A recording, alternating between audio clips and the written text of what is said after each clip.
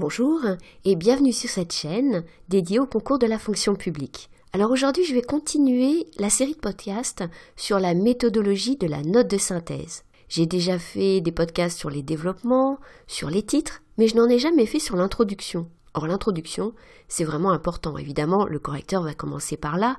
Elle donne le ton de la note. Une bonne introduction, c'est un bon démarrage. Même si le nombre de points que l'on attribue à l'introduction est relativement faible dans les barèmes, l'impression générale que donne l'introduction va influencer le correcteur tout au long de la copie. Alors la première chose à faire, tout simplement, c'est d'éviter les fautes d'orthographe. Des fautes d'orthographe dans l'introduction, c'est quand même dommage. Donc fais attention, relis-toi, surtout quand tu vas reprendre des termes du sujet et qu'ils sont mal orthographiés, ça donne vraiment une mauvaise impression. Mais ensuite, comment est-ce qu'on construit une introduction?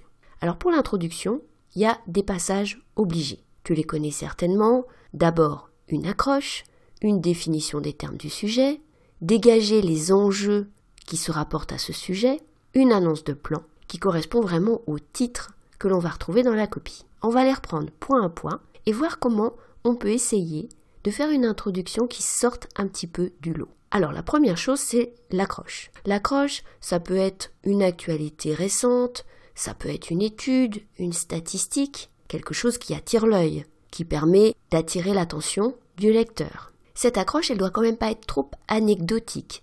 Elle doit déjà donner une idée des enjeux. Si tu prends une accroche trop anecdotique qui porte sur un point trop précis, tu risques de donner l'impression de réduire ton sujet. Et en même temps, il ne faut pas que ce soit un lieu commun, une généralité. Il vaut mieux quelque chose de précis.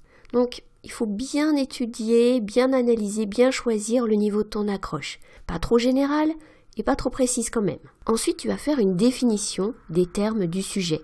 Alors, selon les termes du sujet, cette définition sera plus ou moins longue. Si elle est vraiment très longue, en particulier si elle est juridique, tu peux reporter une partie de la définition au début de ta note. Donc, dans l'introduction, ta définition doit rester relativement courte.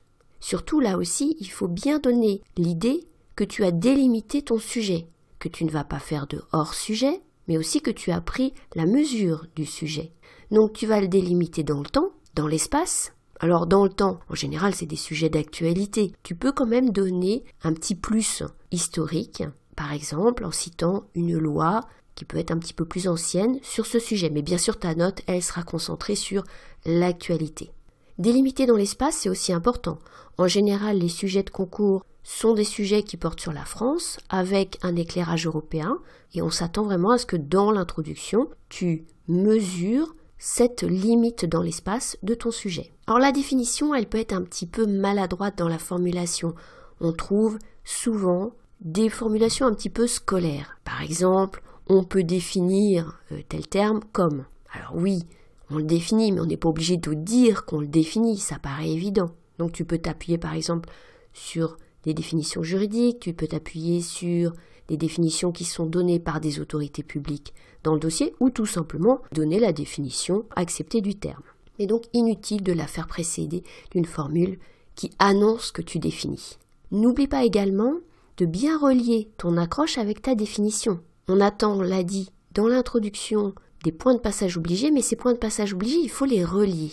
Donc il va falloir que tu trouves une façon de passer de l'accroche à la définition en faisant le lien. C'est la même chose quand tu vas passer de la définition aux enjeux, il faut bien que tu fasses le lien.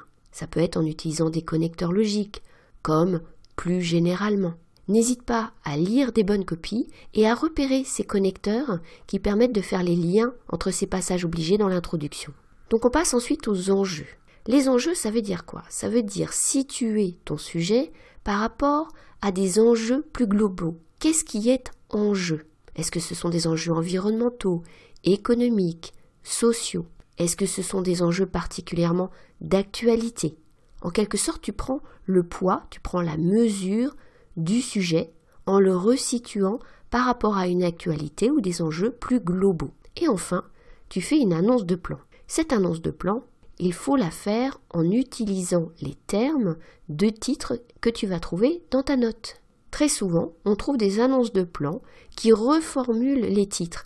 Non, on te demande juste de reprendre exactement les termes des titres que tu vas mettre dans ta note, mais tu vas relier ces titres pour montrer quelle est la dynamique de ton plan. Souvent, tu vas le faire avec une formulation qui commence par si, ce qu'on appelle un si de concession, mais tu peux le faire de façon peut-être un petit peu plus légère en faisant 2 phrases que tu relis avec des connecteurs logiques, comme néanmoins. Là aussi, n'hésite pas à lire des bonnes copies pour t'inspirer de ces connecteurs logiques. Tu pourras trouver également dans un espace partagé, sur Slack, une liste de vocabulaire qui peut être utile et que tu pourras mémoriser. Alors pour y accéder, c'est tout simple. Tu vas en description de ce podcast, tu vas trouver un lien vers cette liste de vocabulaire.